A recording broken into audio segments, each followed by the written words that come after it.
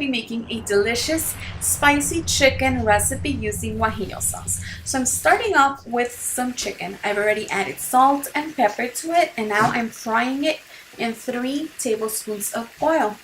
I'm using a total of 6 chicken thighs and 2 chicken legs. I'm making mine in 2 batches because they didn't all fit in the pan, but you get the idea.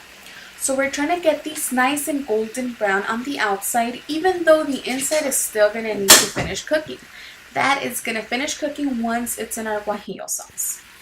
So now that our chicken is nice and golden brown, I'm going to go ahead and take it out of the oil and reserve it.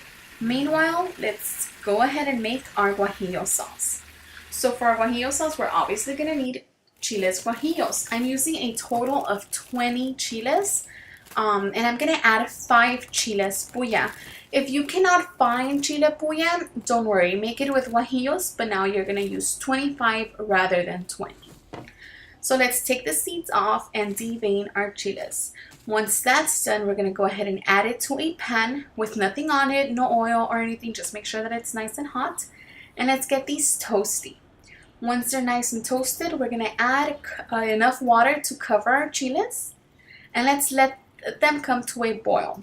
Once they come to a boil, we're going to turn off our stove and let them hang out there for like 5 minutes.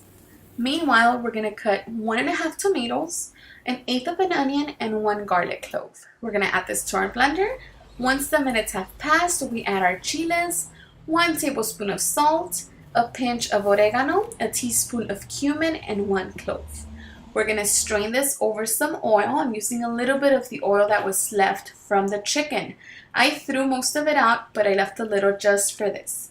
So let's let this fry up, stirring occasionally, but let's go ahead and cut our potatoes. I'm using a total of 3 large potatoes.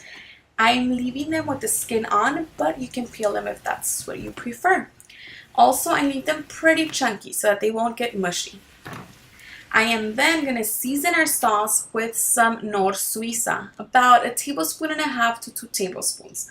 You got to taste it and see if it needs more or not.